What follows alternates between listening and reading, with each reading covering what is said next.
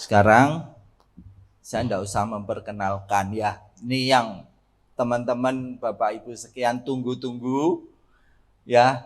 Mari Pak Hermanto, sudah pada tidak sabar nih. Kami undang ke atas Pak Hermanto.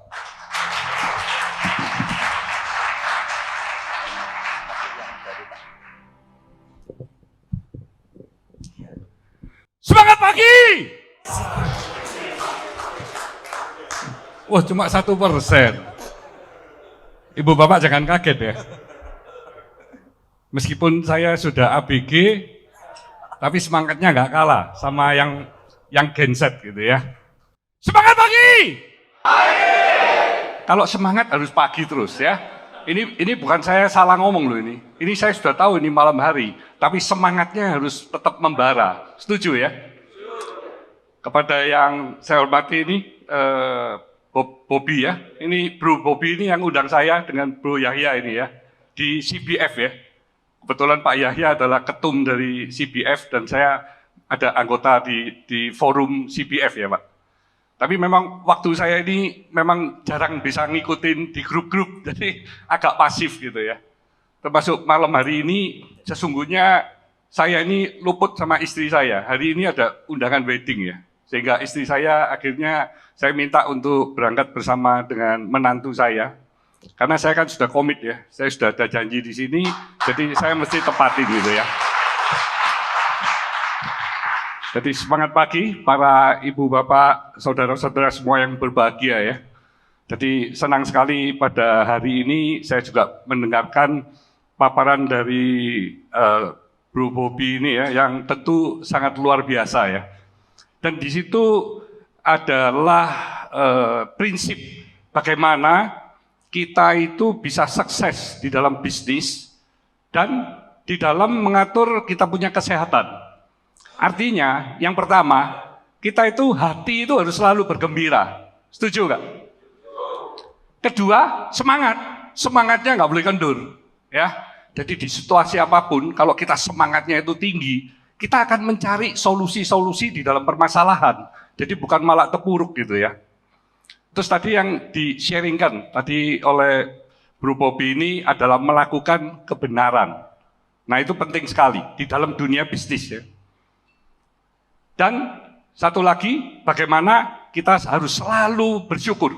Di dalam kondisi apapun, kita harus bersyukur. Amin. Dan melakukan kebaikan. Jadi kebaikan yang kita lakukan, kalau itu memberikan impact tentunya kepada banyak orang, wah itu luar biasa. Itu saya baik di dalam perusahaan maupun di dalam apa yang kita lakukan ya. Jadi kalau perusahaan-perusahaan kita itu bisa bermakna, bisa membuat banyak sekali impact-impact yang akhirnya bisa merubah kehidupan banyak orang, tentu lebih positif, lebih baik. Nah itu kan luar biasa sekali ya. Jadi di saat pandemi di tanggal 16 Maret tahun 2020, itu saya kumpulkan leader-leader saya kasih strategi, satu aja strateginya. Strateginya adalah ekspansi. Jadi you semua berpikir, bagaimana di dalam kondisi yang terpuruk, kita melakukan banyak hal yang dulunya kita nggak melakukan. Nah itu terus-menerus kita gaungkan. Jadi kalau dulu kerja 8 jam ya sekarang you harus berpikirnya mungkin 14 jam, bahkan 16 jam. Ya, jadi jangan malah kendor, jangan malah menunggu, atau malah negatif, atau positif, hal-hal yang menunggu, yang lihat sikon lah, ini terus nyalakan banyak hal gitu ya. Karena hasilnya pasti negatif kan. Nah itulah yang kami lakukan ya. Ini saya sharing nggak ini? Ada sharing? Vero? Nah next. Ini saya sharing mengenai awal mula saya terjun di dunia manufacturing ya. Jadi pada tahun, kalau cerita papa saya dulu ya, karena papa yang merintis pada tahun 62. Karena tahun 60 itu papa kena PP 10 ya, kalau di sini sudah ada yang Pak Yahya mungkin tahu ya, PP 10 ya. Jadi WNA itu dilarang untuk berdagang di Indonesia, sehingga harus dijual semua rumah, toko, apapun dengan harga yang super duper murah gitu ya. Jadi tujuannya mau kembali ke China, tapi karena kapalnya tidak kunjung datang, jadi akhirnya ya terlunta-lunta ya, tinggal di Gunung Kawi, di emperan selama 6 bulan, tinggal di rumah mertua 9 bulan 9 hari, dan akhirnya Papa memutuskan untuk tinggal di Malang, sewa satu gang. Gang itu adalah bekas kandang ayam, ukurannya 1,5 kali 9 meter. Di situ Papa, Mama bersama 4 anak, dan saya lahir pada tahun itu ya, tahun 62. Dan di tahun 62 itu juga Papa mendapatkan peluang untuk membuka toko cat di Jalan Wetan Pasar Malang. Wetan Pasar Malang itu sangat ramai sekali, dan tempat yang disewa itu kebetulan ukurannya juga sama, 1,5 lebarnya kali 13 meter. Sehingga Papa yang berpengalaman Polowijo itu tidak bisa berdagang Polowijo di sana. Satu truk datang nanti sudah penuh kan. Nah, untungnya Papa selama berdagang tahun 48 sampai tahun 60, selama 12 tahun, meninggalkan reputasi yang luar biasa, dikenal oleh banyak orang kejujurannya, sehingga Papa didatengin oleh 2 importir cat. Yuk saya titipin cat dah, yuk jualan cat aja. Nah, Papa saya ini memang orangnya sangat inovatif ya. Dia belajar secara otodidak bagaimana cat import yang 12 warna itu dia bisa melayani orderan dari para pembeli mulai dari 1 on, 2 on, setengah kilo, 1 kilo, dan seterusnya. Jadi Papa belajar nyampur cat sampai dia ahli dan dia menerima orderan-orderan dari para pelanggannya. Dan ternyata tokonya itu dalam waktu yang relatif singkat sangat ramai sekali ya. Karena Papa memang menjual catnya itu dengan hati ya.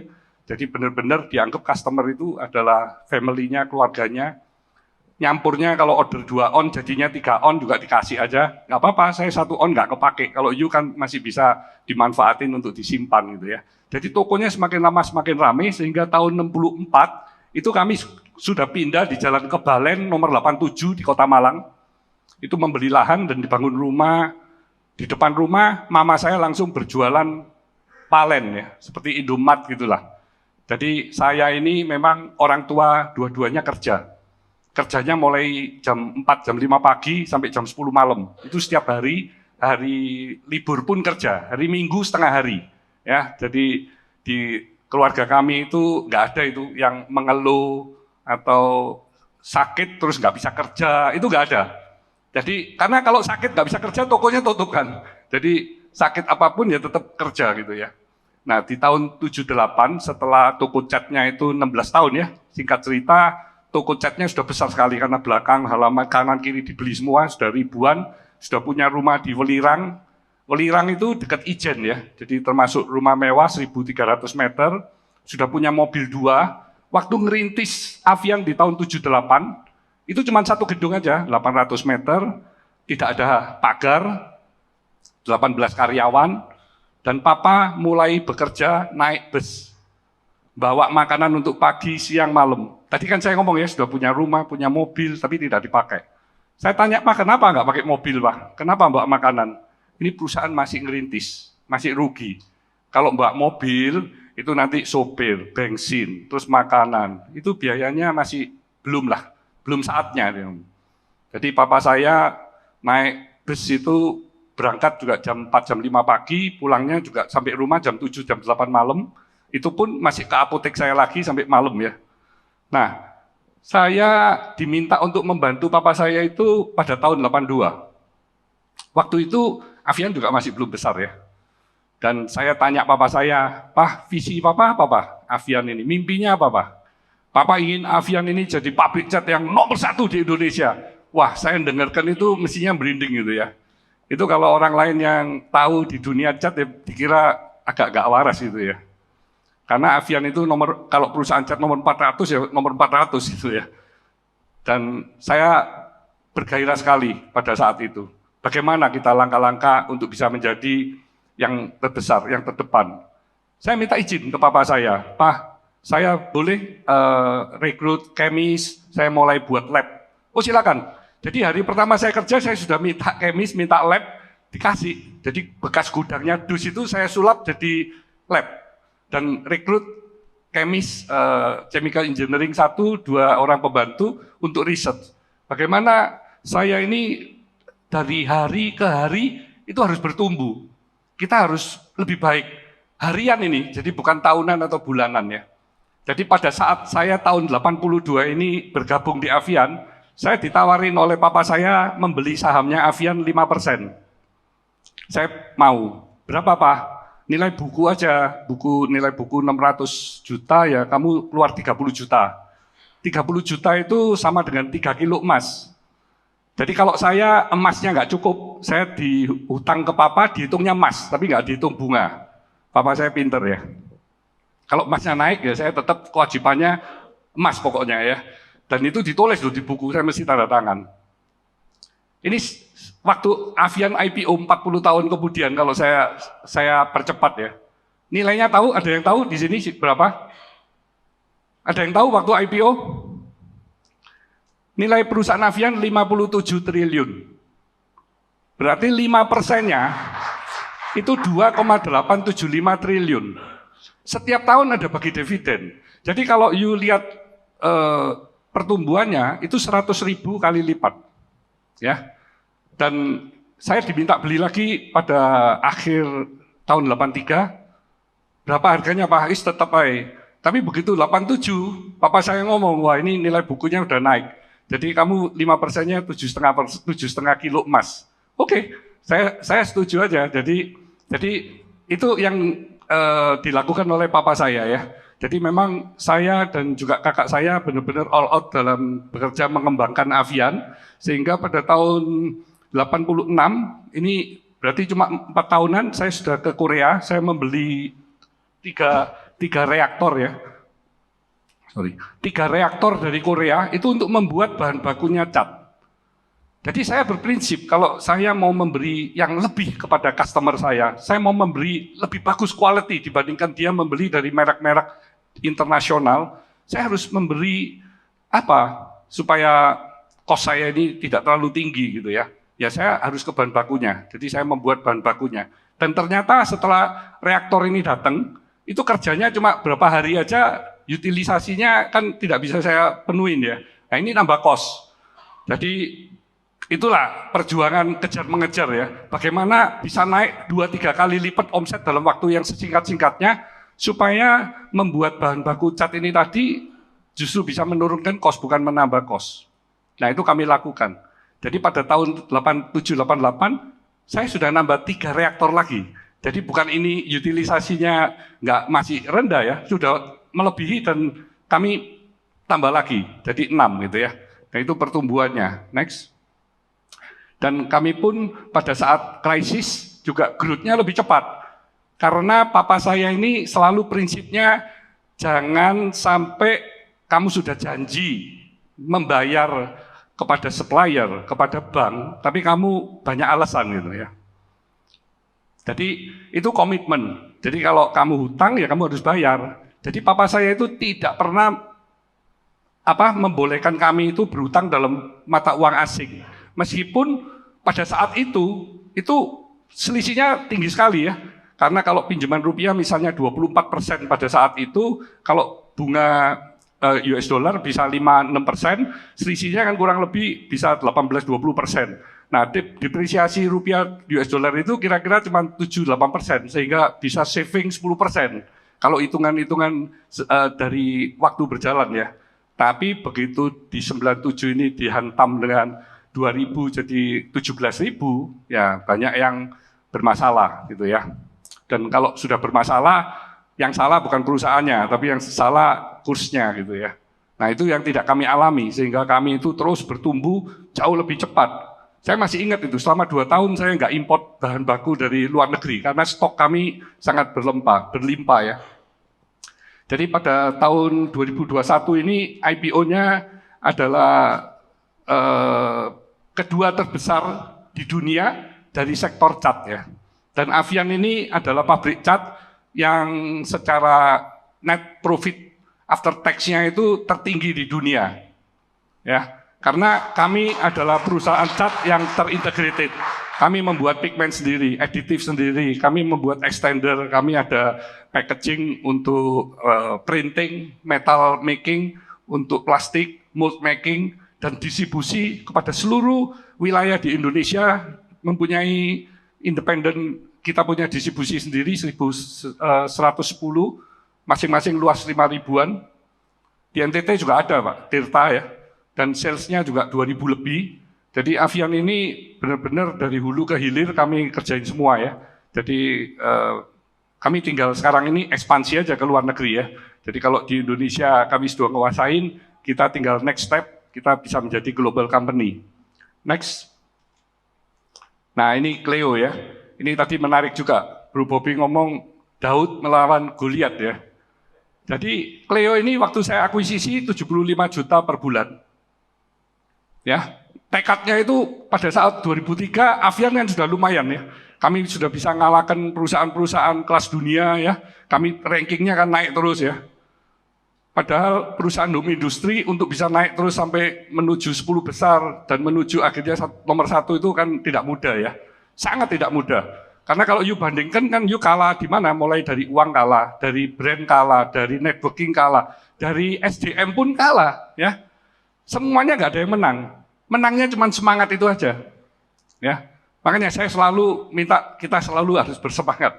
Karena dengan semangat itu kita akan mencari strategi-strategi yang luar biasa gitu ya. Dan di Cleo ini pun saya waktu awal itu, wah ini kita harus jadi nomor 1. Masa market leader itu dari Perancis bisa nguasain Indonesia, market pangsa pasar bisa 60-70% gitu ya. Saya ngomong nggak mungkin lah, kita ini pasti harus bisa. Ternyata memang sulit sekali.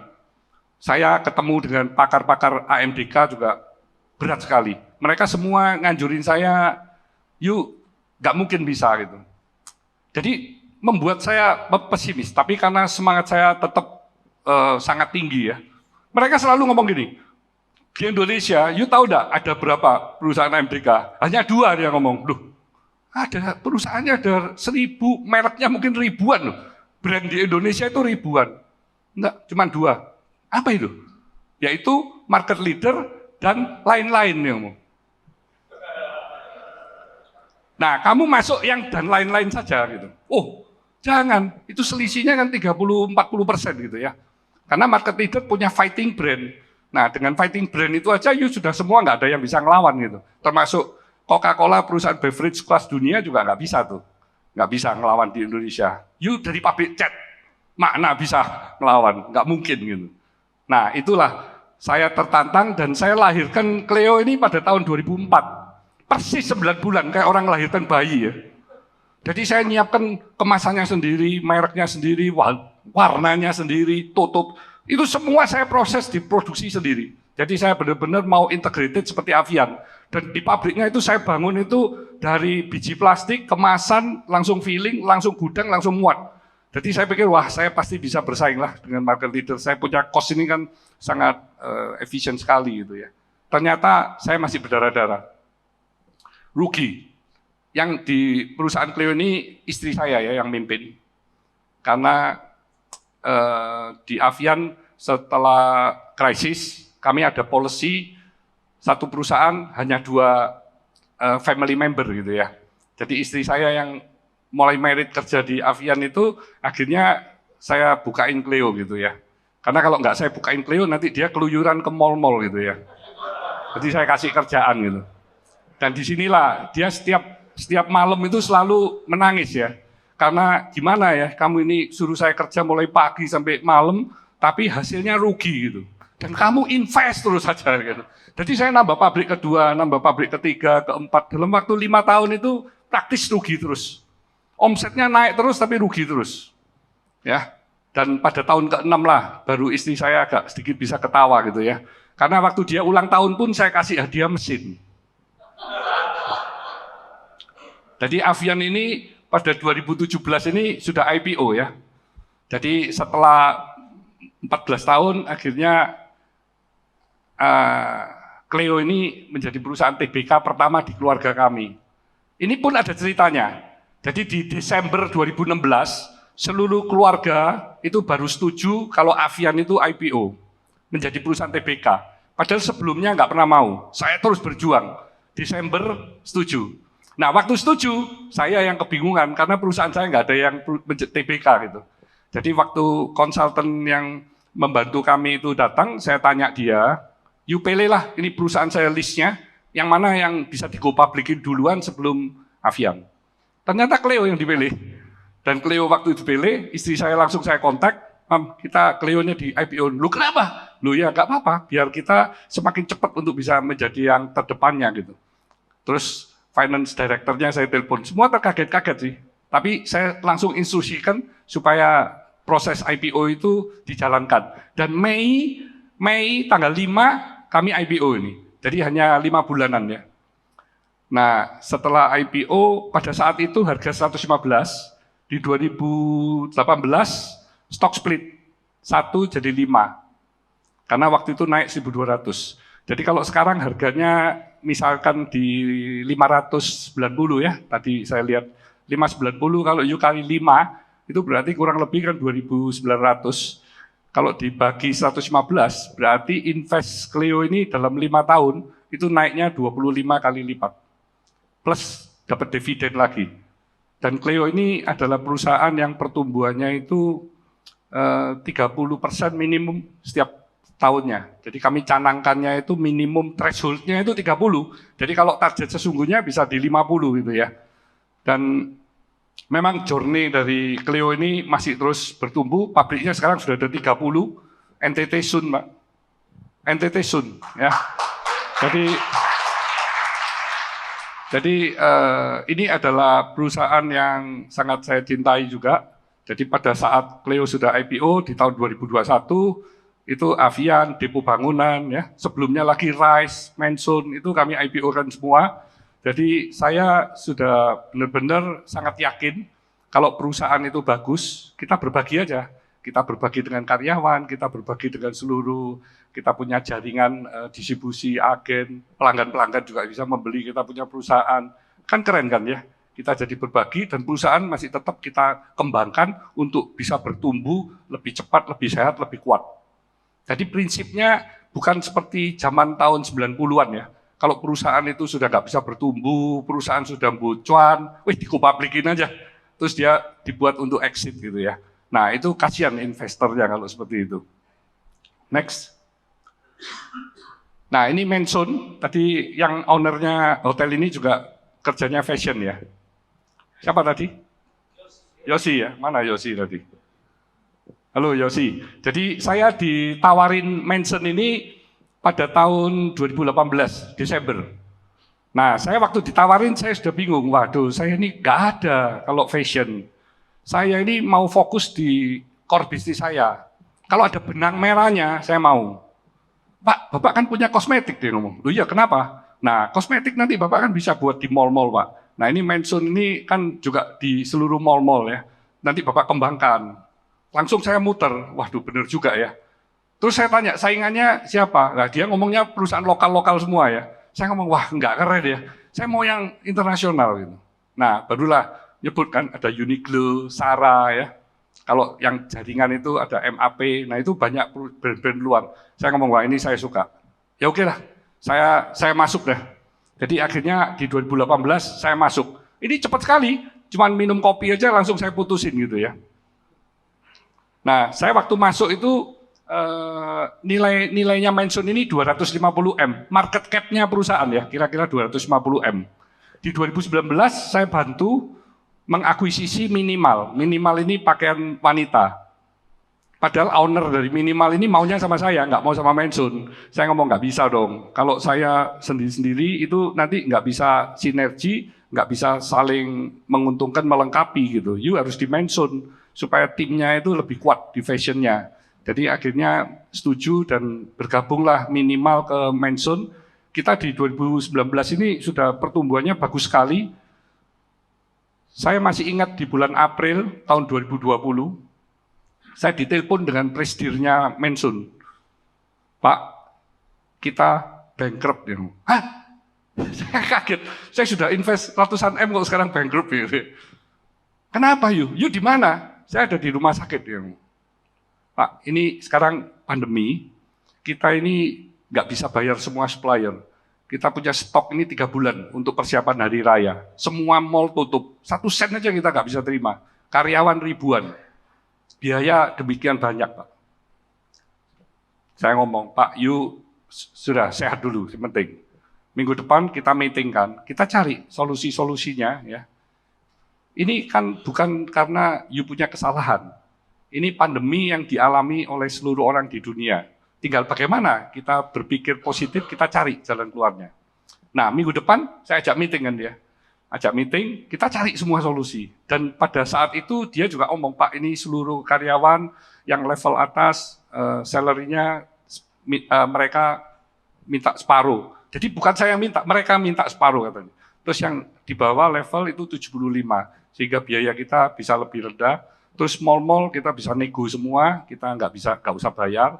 Terus prinsipal juga kita bisa postpone karena ini memang pandemi, barang kita numpuk semua. Nah, terus apalagi yang mesti kita bisa lakukan?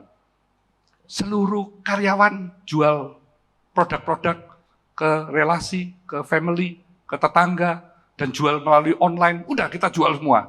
Nah, terus orang-orang ini selama pandemi ini kemana? Pak, itu banyak Pak, ada rest area gitu. Oke, kita sewa tempat di rest area, kita barang-barang yang numpuk itu buang di sana, kita buat sale zone. Nah, itu kita lakukan semua, sehingga akhirnya cash flow itu bisa muter ya.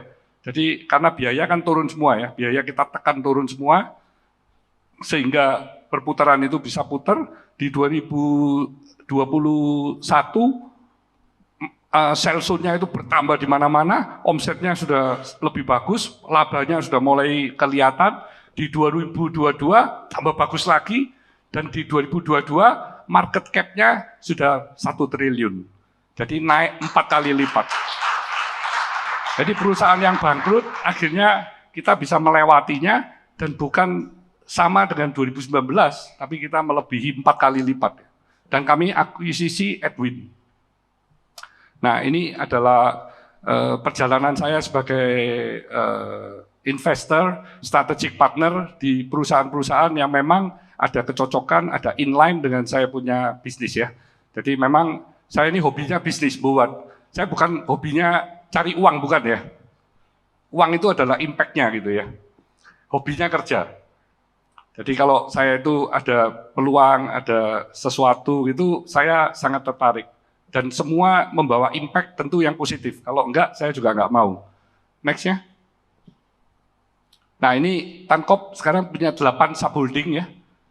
Ada 41 business unit dan lebih dari 100 brand. Next. Ini adalah perjalanan perusahaan-perusahaan saya mulai dari pioner era. Ini selama 20 tahun, 78 sampai 98, itu fokus di cat saja. Jadi kalau ada PT-PT di bawahnya, itu integrated-nya, itu membuat kemasannya, membuat bahan bakunya, dan lain-lainnya ya. Setelah itulah, baru kami masuk ke industri-industri yang tentu juga masih ada inline dengan cat gitu ya. Dan terus kita bertumbuh, berkembang, sampai 2016 kami mendirikan holding, karena perusahaannya sudah banyak. Bagaimana di bawah naungan holding, itu perusahaan-perusahaan itu semakin sinergi, semakin mendapat dukungan dari banyak pihak, dan pertumbuhannya juga semakin sehat gitu. Dan terbukti kami setelah itu kami melakukan banyak sekali akuisisi gitu ya. Next. Ini perusahaan-perusahaan kami. Jadi yang go public sekarang sudah ada 7 ya. Mudah-mudahan tahun ini akan bertambah 2 lagi. Udah. Saya ini suka nepak-nepak ini. Oke, next. Nah, ini adalah saya punya harta karun ya. Ini anak saya 4, menantu 4 ya. Anak saya yang paling besar usianya sama dengan Bro Bobby ini. Tapi saya panggil you bro ini ya. Ya apa ini? Show anjing. Tahun 82. Oh, 8 berapa? Oh, 82 juga ya. Oh, tapi beda show ya. Dan cucu saya ini ada masih 13 ya. Yang paling besar sudah 16. Holy. Ini yang Holy ini. Yang paling kecil 3 tahun. 3 tahun ini. Ya. Jadi semuanya ada di Surabaya. Makanya Pak Yaya kalau minta saya ke Jakarta itu saya paling males. Tapi besok saya ke Jakarta Pak. Karena kebetulan Sabtu undangan, Minggu undangan, Minggu lalu undangan, saya pusing saya.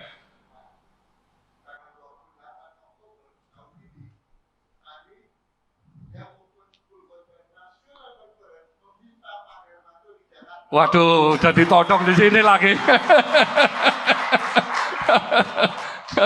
Iya, iya. Oke, itu sekian dari saya. Kalau mungkin lebih menarik, kita sesi tanya jawab. Setuju ya? Oke.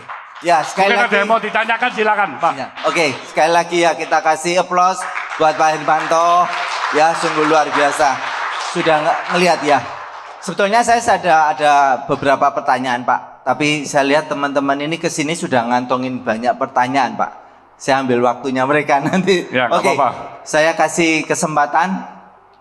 Ya, kalau nggak ada yang nanya, saya yang nanya nanti. Hah? Ya, angkat tangan. Oke, dari sisi kiri, tolong mic.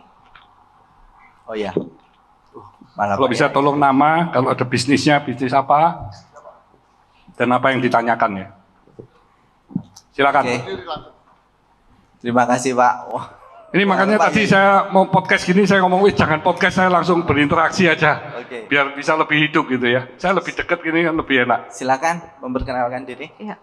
Selamat malam Pak Hermanto, Tanoko, terima kasih sudah. Semangat pagi. Semangat pagi.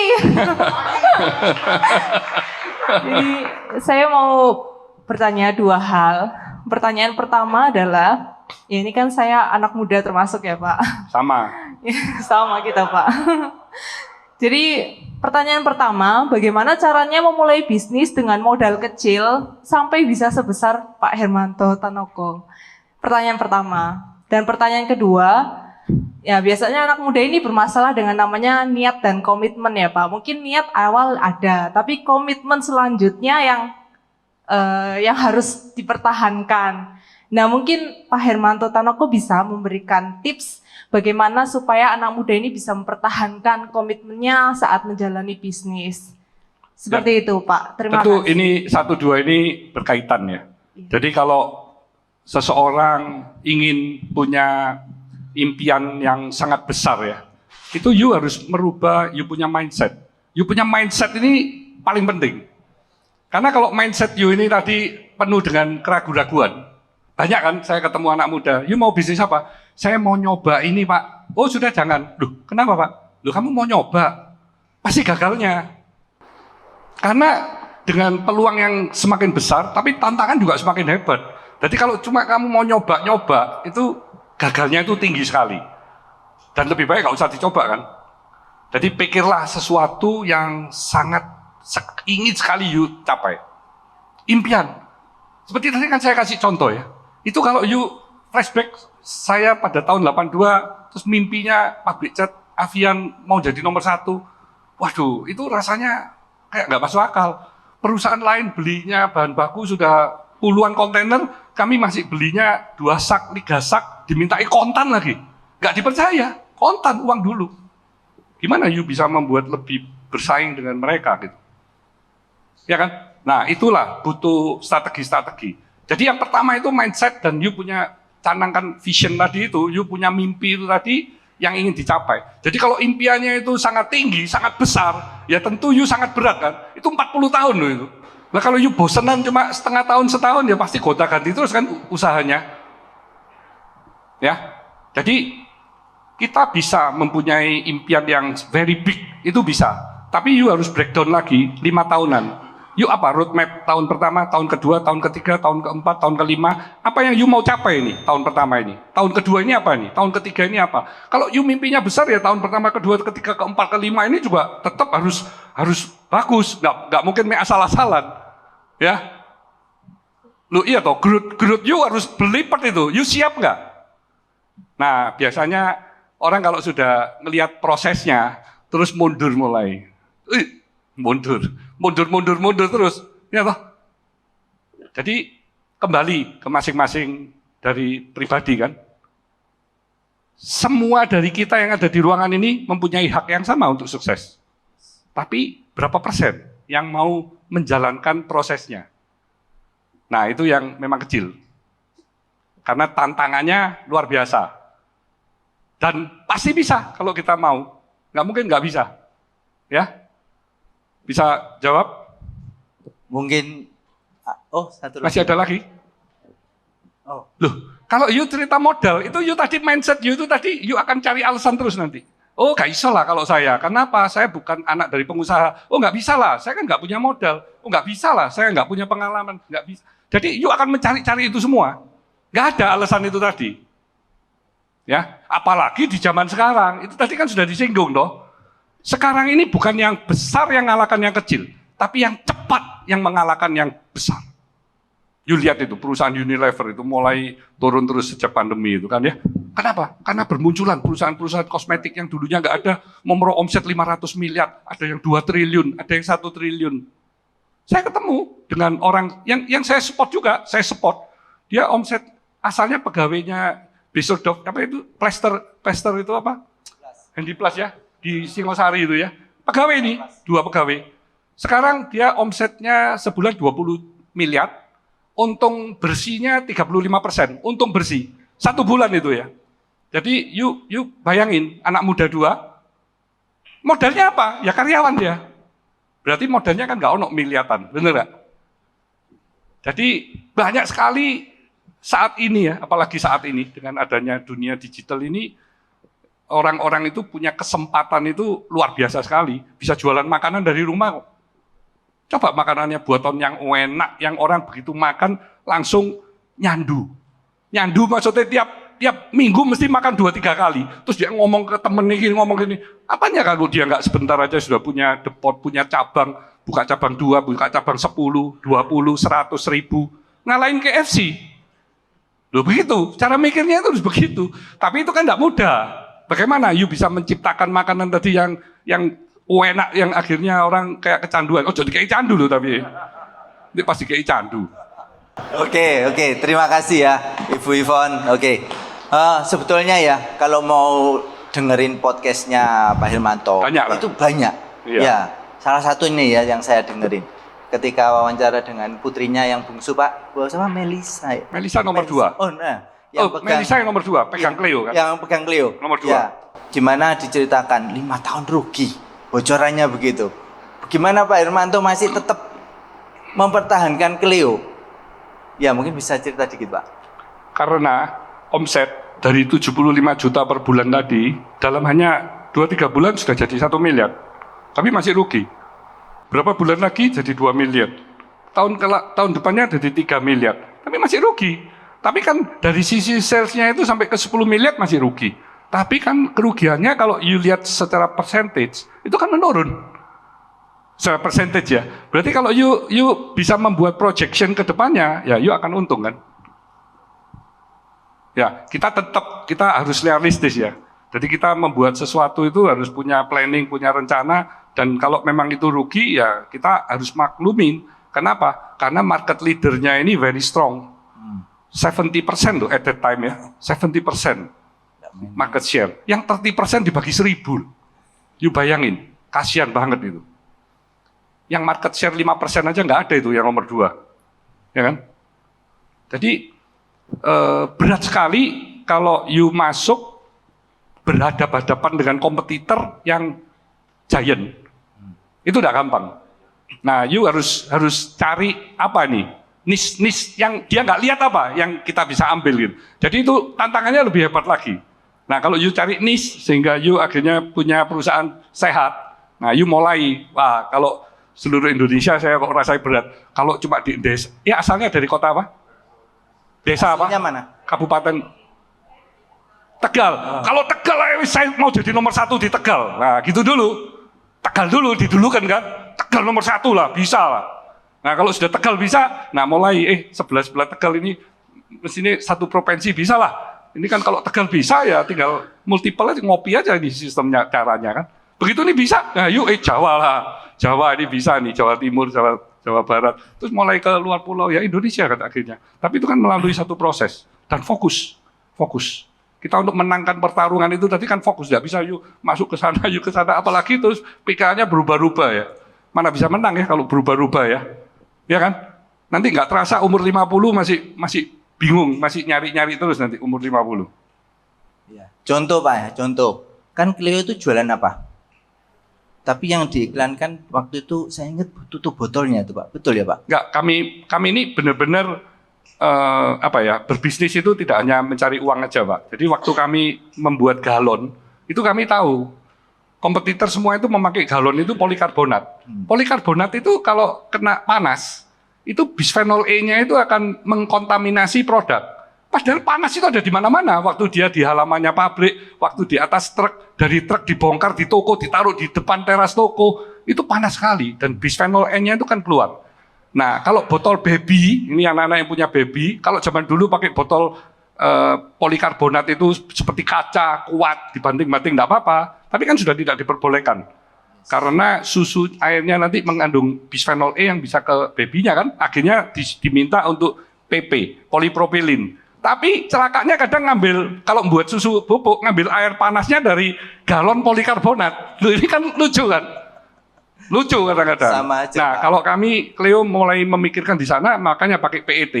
Nah, PET ini hanya bisa dipakai 20-25 kali. Kalau polikarbonat ratusan kali, dibanting-banting kuat ya. Ya, jadi Tapi kan ada efeknya gitu ya. Nah, ini yang kami nggak mau. Kami mau memberi yang terbaik kepada pelanggan kami. Jadi kasih hati. Ya otomatis mereka akan loyal dan respect. Akhirnya perusahaannya bertumbuh tanpa iklan kan. Dan kita nggak bakar uang setelah tahun ke-6 terus bertumbuh. Tahun ini kan Cleo sudah IPO ini. Kemarin masih meeting itu net profit after tax sudah 17%. Ya, padahal you lihat perusahaan-perusahaan biskuit yang besar-besar yang nomor 1, 2, 3 saya lihat net profitnya masih di bawah 10%, masih 7%, 8%. Ini air minum loh. Air minum ini susah loh.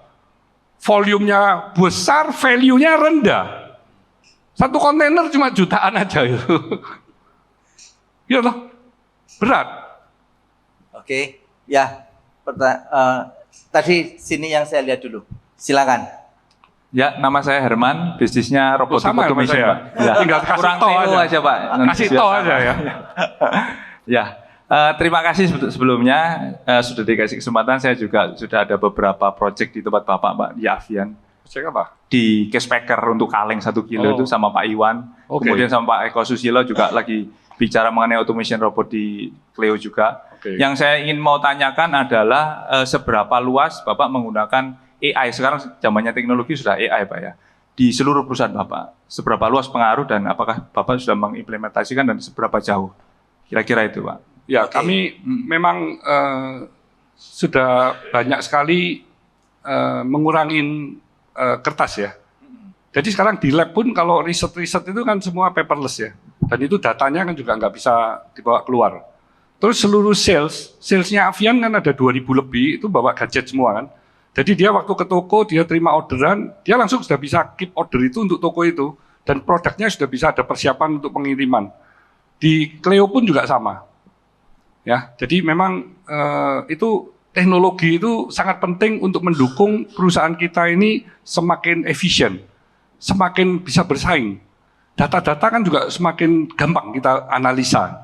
Analisa itu juga penting kan, sehingga kita bisa membuat strategi yang tepat kan. Jadi bukan badean gitu. Jadi orang kadang-kadang kan badean nih, kira-kira gini, kira-kira, terus gawe strategi gini. Wah itu strategi kira-kira itu. Nah itu bahaya itu. Jadi kalau Sun Tzu itu kalau waktu perang, dia pasti datanya itu luar biasa sekali. Justru itu dia bisa punya strategi untuk memenangkan perperangan, kadang tanpa berperang. Karena strategi-strateginya luar biasa. Coba dia enggak tahu semua, mek badean tok, kan enggak iso. Meskipun dia kecil karena bisa memenangkan pertarungan kan.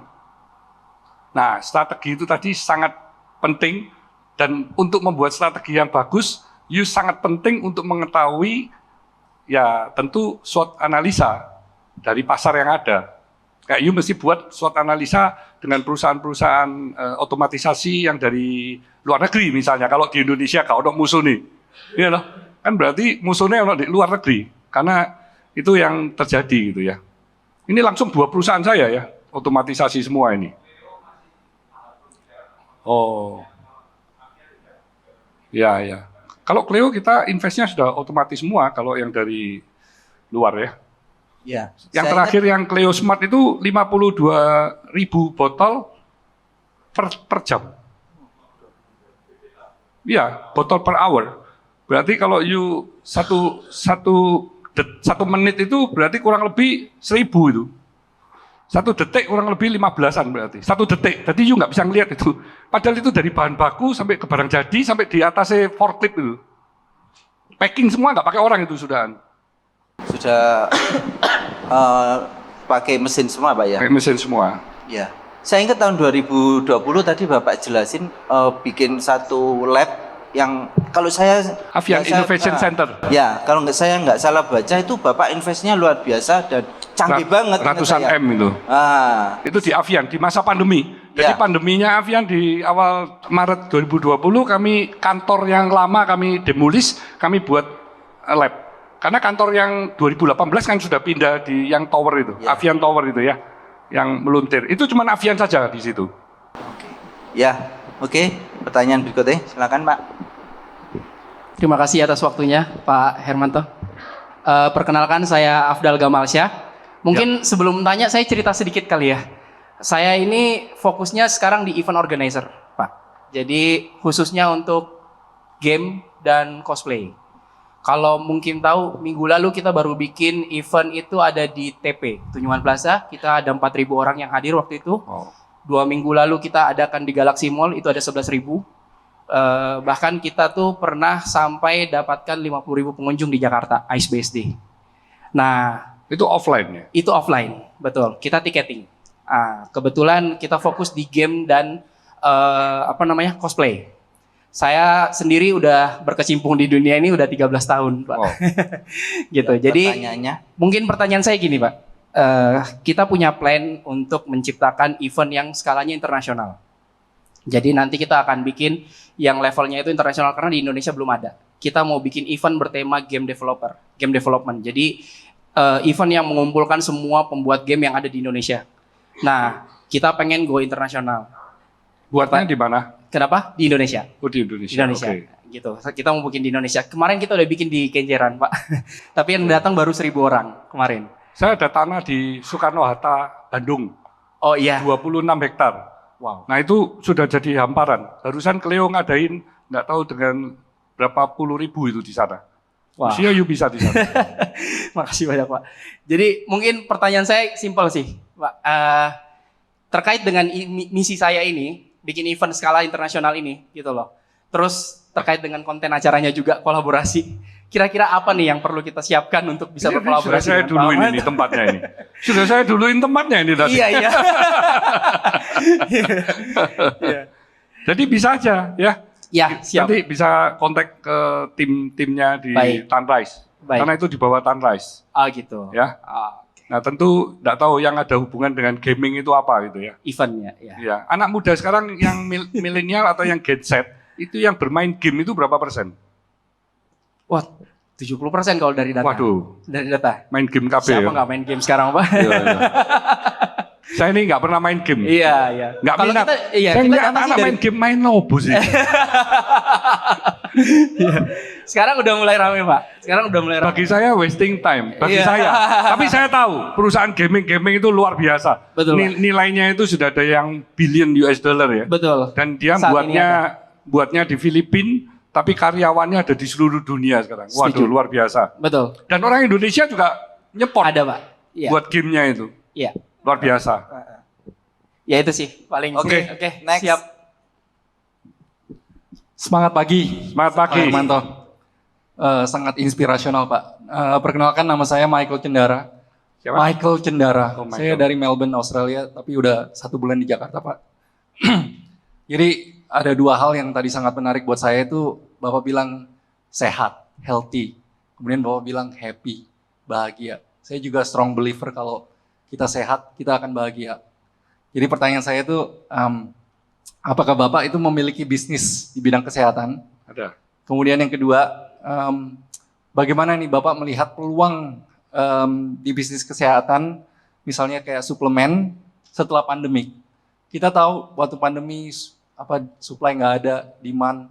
Sekarang nih real demand, sekarang real market. Merek semakin banyak, perusahaan lokal juga udah membuat, perusahaan impor juga masuk. Michael pekerjaannya apa bisnisnya? Jualan vitamin, Pak. Buat sendiri atau Saya import? merek vitamin Australia, namanya Import? Purity.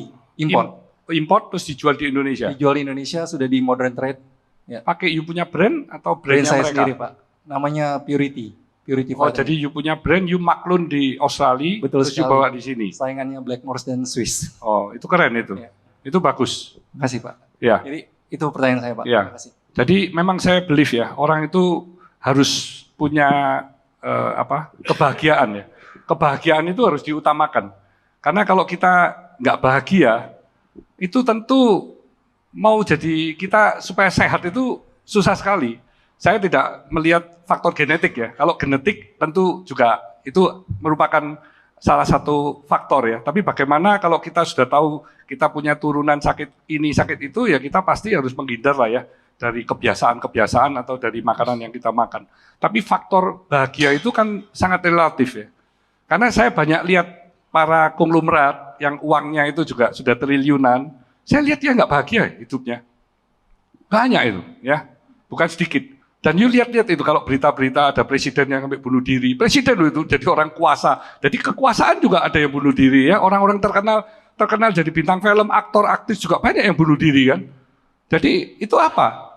Mereka sudah mendapatkan kalau kekayaan, keterkenalan ya, kekuasaan, dapat semua tapi juga bunuh diri. Jadi itu tadi intinya ya. Karena dia mungkin mencari kebahagiaan yang tidak kunjung dia dapatkan. Padahal kebahagiaan ada di dalam diri kita. Kalau kita penuh dengan syukur ya, kita syukur ya punya keluarga yang luar biasa, kita syukur punya bisnis yang hebat, kan tinggal gimana kita membuat perusahaan yang hebat itu lebih luar biasa, lebih dahsyat lagi kan?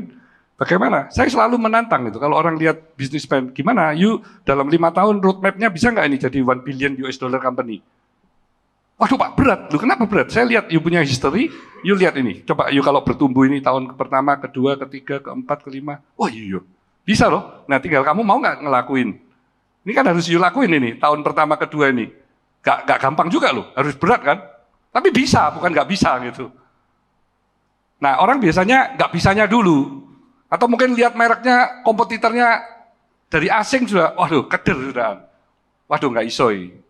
Nah kalau nggak bisa atau keder ya pasti you nggak bisa. Seperti yang tadi you brand you maklun. Maklunnya ke satu pabrik atau beberapa pabrik?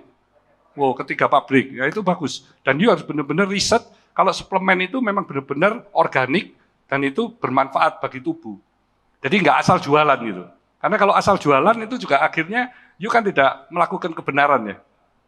Ya, karena itu dalam berbisnis itu penting sekali supaya bisnisnya itu punya mission yang sangat mulia, punya visi tujuan yang sangat jelas, yang mau you canangkan, yang mau you capai, wah itu keren. Ya. Jadi nanti you bisa IPO nanti perusahaannya. Ya kan? Jadi IPO pun banyak ya. Di sini ada yang mau IPO perusahaannya? Ada? Wah ini Pak Yaya juga ya. Ini siapa namanya? Stefanus. Tadi saya jawab pertanyaan lagi enggak? Sudah cukup tadi? Ada. Saya kan barusan akuisisi Pentavalen. Pentavalen itu pedagang besar farmasi. Waktu saya akuisisi cabangnya ada 34, mungkin sekarang sudah 50. Kita akan tambah terus ya. Jadi itu memasarkan produk-produk healthcare, personal care, termasuk suplemen. Jadi you bisa bekerja sama dengan kami juga. Karena kan pelanggannya banyak ya. Ada ribuan.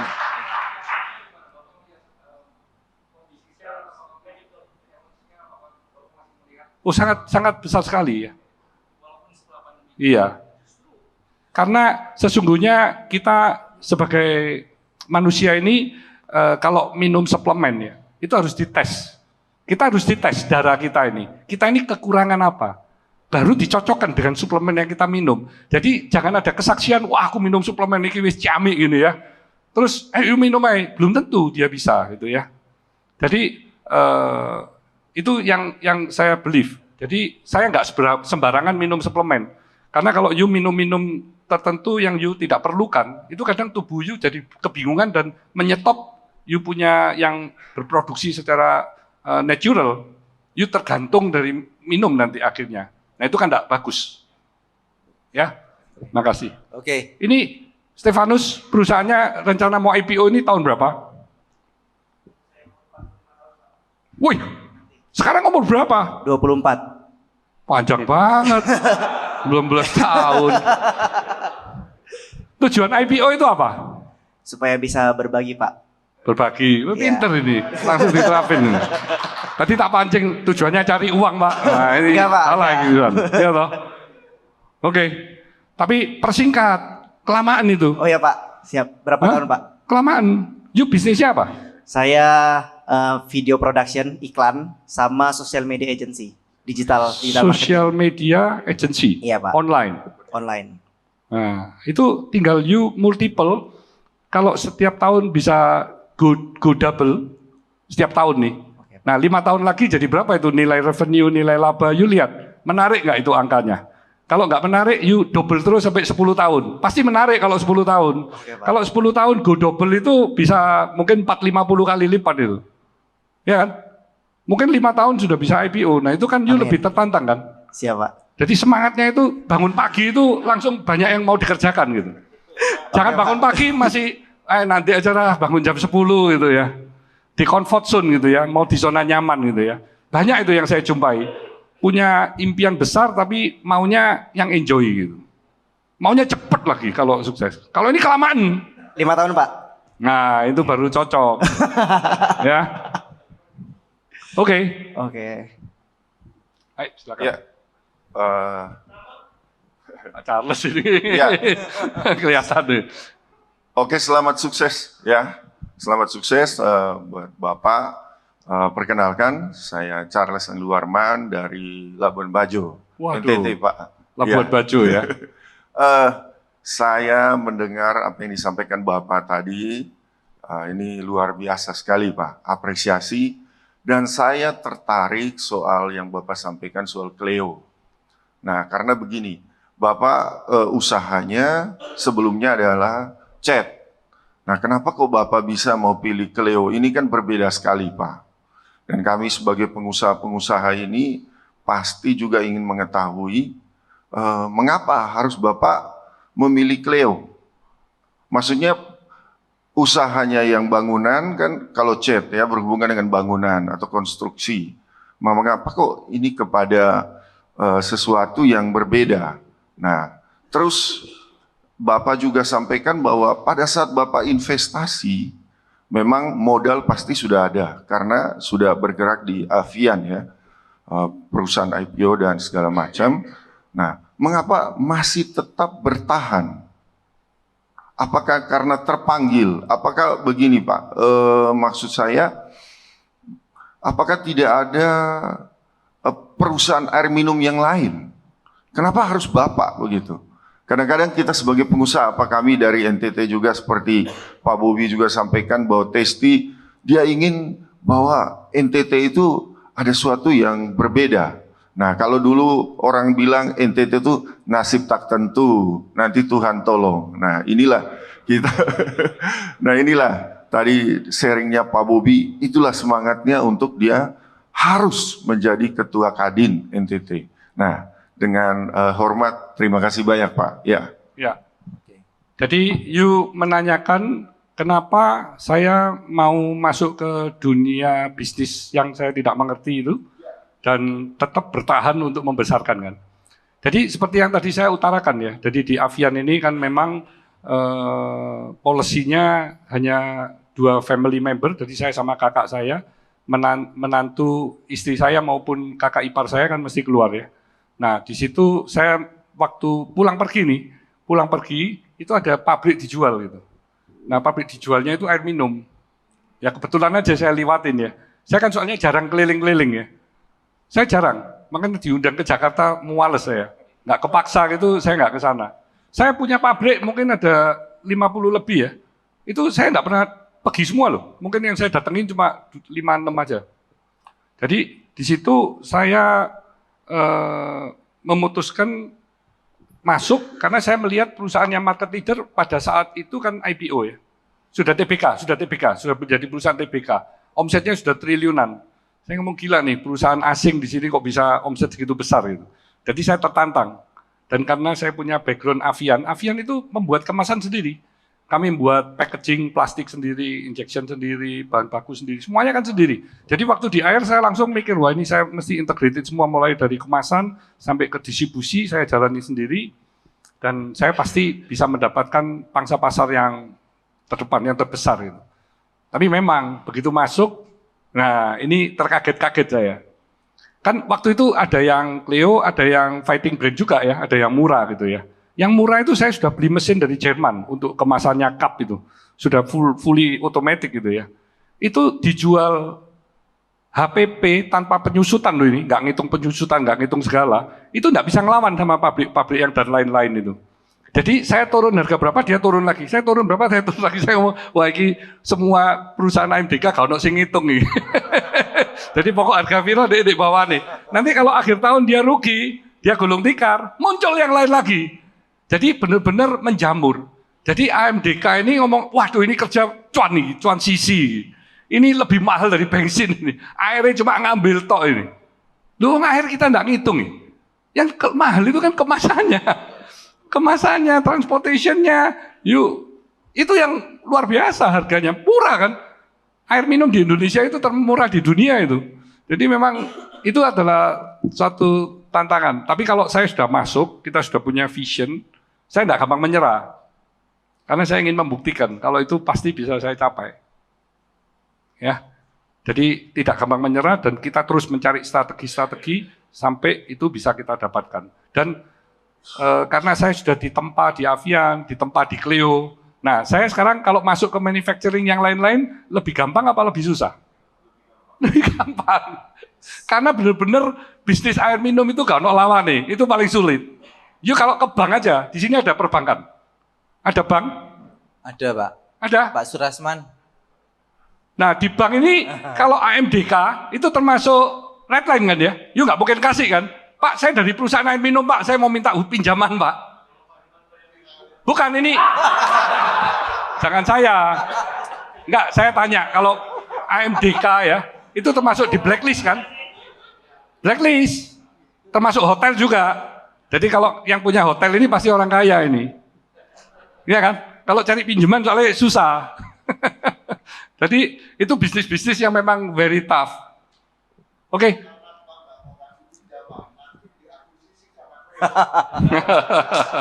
Nah itu bisnis yang memang sangat susah.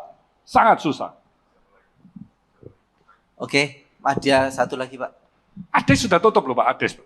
Ades sudah close. Ya. Coca-Cola. Ayo, silakan Daniel. Selamat malam Pak, perkenalkan saya Daniel, umur saya 19 tahun. Bersyukur banget bisa langsung ketemu Bapak, karena sebelumnya emang saya suka nonton podcast, Bapak dengan Tahir, dengan ada banyak-banyak. Karena jujur sebagai anak muda, kita tuh aku tuh sering banget nunggu role model yang muncul ke digital, yang bisa kita belajar. Karena banyak banget influencer-influencer yang kita tuh bisa membara tapi dengan motivasi mungkin yang salah. Nah mungkin aku mau tanya ke Pak Hermanto yang benar-benar sudah bina karir, sudah benar-benar tahu visi, motivasi. Karena yang saya percaya kita lahir di dunia untuk suatu tujuan kayak gitu. Nah pertanyaannya adalah seberapa penting visi atau motivasi kita dalam membangun bisnis? Apakah hanya sekedar kita mencari keuntungan atau bagi Pak Hermanto kita harus memberikan dampak bagi banyak orang? Karena dulu sempat beberapa tahun yang lalu saya sempat jadi bidang bisnis saya itu barbershop. Sekarang udah 3 cabang di Yogyakarta. Dan dulu sempat motivasi saya tuh cuman I want to be the rich. Aku pengen kaya cepat, secepat-cepatnya gitu. Terus muncul Pak Hermanto, The Podcast, ternyata dengan Pak Tahir, kita harus bina karir, kita harus setia dalam prosesnya dan sebagainya. Nah, jadi saya mau tanya langsung ke Bapak, seberapa penting motivasi itu? Kemudian yang kedua pertanyaannya adalah, karena saya kayaknya bingung, maksudnya apa ya yang ada di isi otak orang terkaya yang masuk ke 20, 10, maksudnya apa ya? Nah, jadi pertanyaan, karena saya masih muda, bisa gak sih kita achieve prestasi atau kita sukses secara finansial dengan jalur kebenaran? Bisa, itu masih possibility gak? Karena jujur saya 19 tahun, masih banyak sekali pengalaman ke depannya yang harus saya lalui. Karena banyak nasihat yang kita nggak bisa, Oke, dipersingkat pertanyaannya. Ya. kita nggak bisa berprestasi dengan lurus-lurus aja. Kita harus belok Oke. dikit, belok Oke. dikit. Gitu aja Oke, sih Pak. cukup Terima jelas, kasih. Pak. Cukup jelas. Ya. Oke. Oke, Daniel. Jadi setiap orang ya, setiap perusahaan itu harus punya tujuan. Perusahaan dirikan. Tujuannya apa? Nah, tujuan itu harus sesuatu yang besar, yang mulia.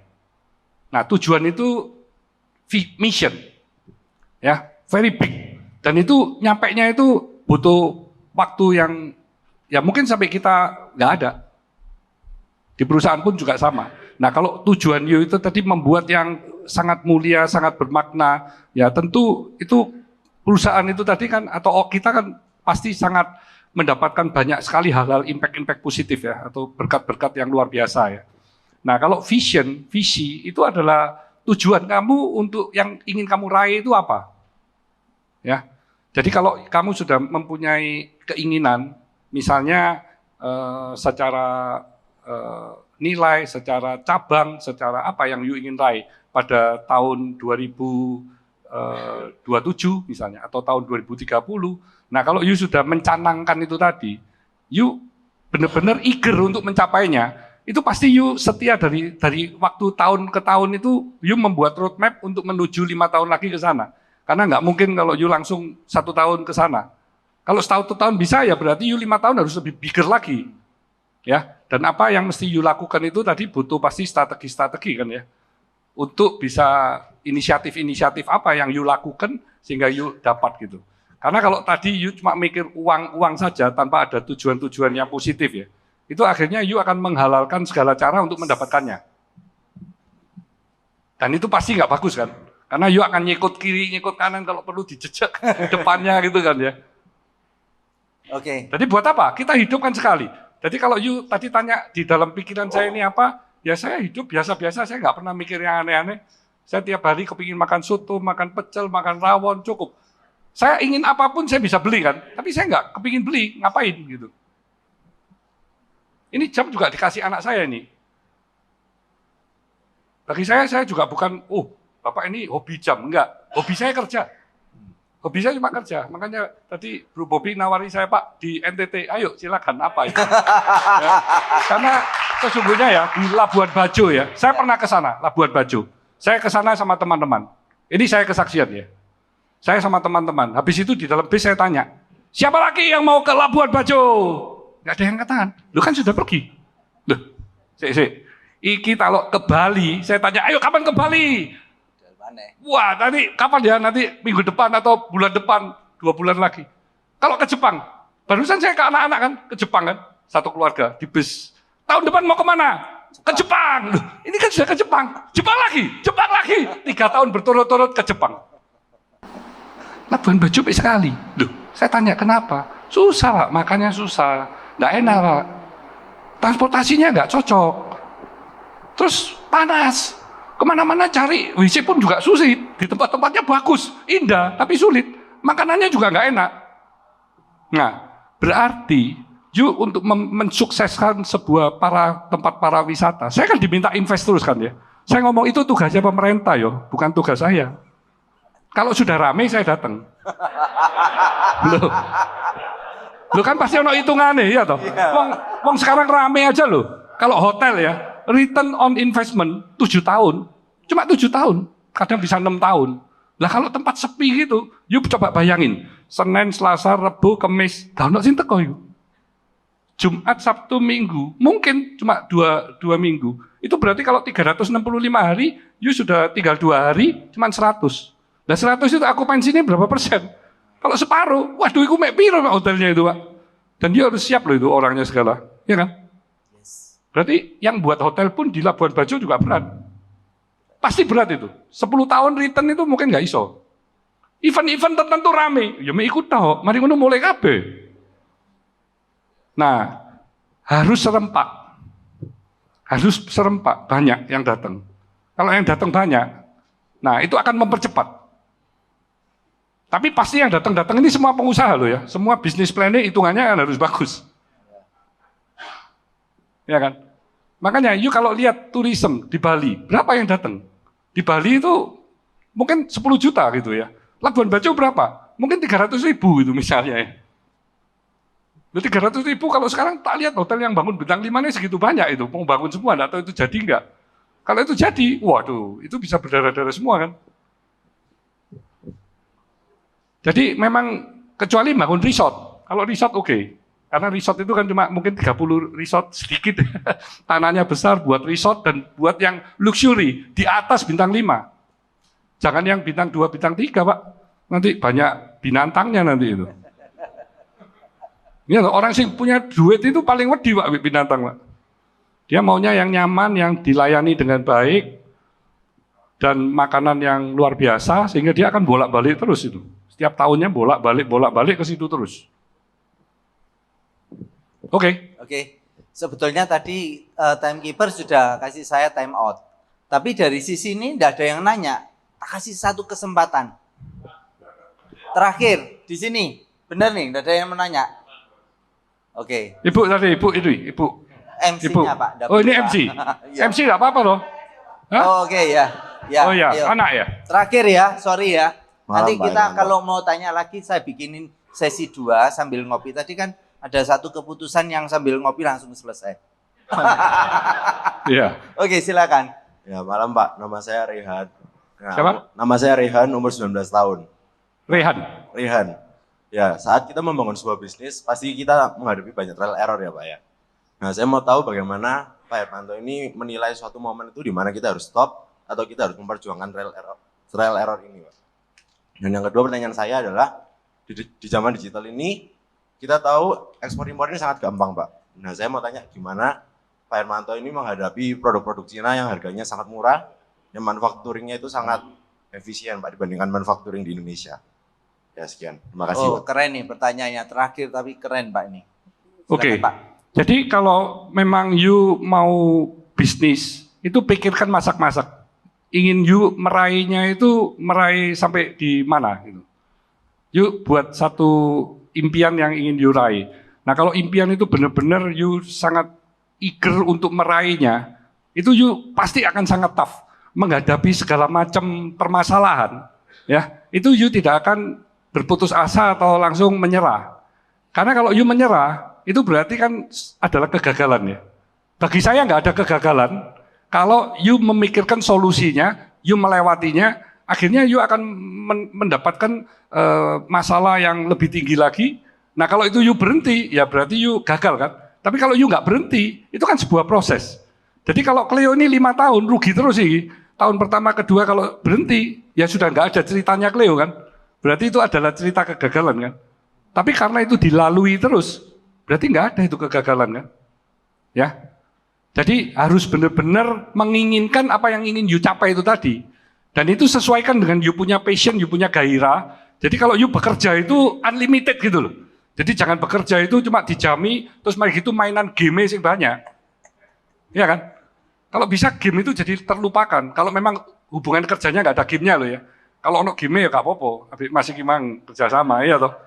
Nah, kalau you tadi melihat tantangan dengan produk-produk impor dari China, itu kan saya punya semua banyak perusahaan ya. Kalau dilihat dari trade yang paling membahayakan itu dari China itu benar. Jadi kalau orang China itu nanti, dia sekarang sudah banyak loh ini yang punya uang ya. Dia mungkin yang orang kayanya Indonesia ini dia sudah 10 kali lipat. Padahal tahun 82, wah itu jauh dengan Indonesia. GDP Indonesia itu masih di atas mereka. Tapi sekarang kita sudah 1/10-nya. Nah, itu adalah kekuatan dari negara China. Jadi kalau di China ini nanti masuk ke Indonesia, itu adalah tantangan terbesar. Ya, karena mereka bisa membawa seluruh lingkaran mereka, mulai dari supplier, pemasok, mulai dari yang distribusikan semua dibawa sama mereka. Sehingga mereka datang itu nggak sendirian. Makanya kadang-kadang kalau di Indonesia ya, pas ini Bro Bobby, kalau ngurus izin itu susah ya, dipersulit. Saya ngomong, you bersyukur. Loh, apa? Kalau itu dipermudah semua, USS itu gampang. Sing asing itu memang lebih cepat tekoni. Jadi you mesti siap-siap. Ya kan? Yuk bebasin tanah, ngurus izin setengah mati. Ngurus ini susah. Nah itu kalau orang asing apa tambah gak pusing? Tambah pusing dia. Nah itu juga misalnya kedua, keamanan di Indonesia. Waduh ini tidak jaminan ini. Diluk-diluk demo, diluk-diluk mau ini mau itu. Nah mereka ngerem akhirnya, wis enak ke Vietnam aja. Vietnam ini oke gitu, pemerintahnya dukung. Di sini partainya sak gitu akene gitu ya, membingungkan dia. Dia bingung, jadi akhirnya nggak masuk. Tapi menurut saya itu blessing bagi pengusaha Indonesia. Tapi you harus siap-siap, siap-siap bagaimana you akan berani berhadapan-hadapan dengan mereka kalau di Indonesia. Contohnya soal cat misalnya. Saya selalu ngomong, nah coba kalau cat, suruh masuk dia ke Indonesia, bersaing dengan Avian. Avian mulai dari hulu ke hilir kita sudah buat semua. Seluruh jaringan toko di Indonesia, ada 60.000 toko semua sudah jualan Avian. Nah dia, jangan-jangan nanti BDP dia pusing dia kena BDP, ya toh. Bisa jual ke toko, mari gitu mau nagih, gak iso. Cete di proyeknya belum bayar. Berarti nanti sih, Pak sekolah di sini. Nah itu gak gampang di Indonesia, ya kan? Jadi di kita semua harus berpikirnya seperti itu kalau punya perusahaan. Nah kalau memang kita masih bisa import, bisa kasih brand, buatlah brand itu secepatnya supaya besar. Karena kalau you sudah besar, you akan naik ke step selanjutnya, you dirikan pabrik dong. You buat pabrik supaya cost-nya lebih kuat lagi, sehingga kita ini bersaing dengan perusahaan-perusahaan di seluruh dunia gitu kita siap. Apa yang bisa membuat kita melebihi mereka? Nah itu kita kerjakan. Kita resources di Indonesia ini luar biasa. Indonesia ini ya kita mesti bersyukur dilahirkan di Indonesia karena kita saat ini Indonesia ini adalah negara yang pertumbuhannya termasuk tertinggi di dunia. Resourcesnya demikian besar. Ya. Peta demografinya luar biasa. Muda-muda semua, produktif semua. Nah ini semua tentu membuat peluang Indonesia untuk growth ini akan continuing. Menurut saya continuing. Mau sampai 2045, mau 2050 saya sangat optimis. The best kalau you mau bisnis ya di Indonesia sekarang. Ya. Oke. Terima kasih.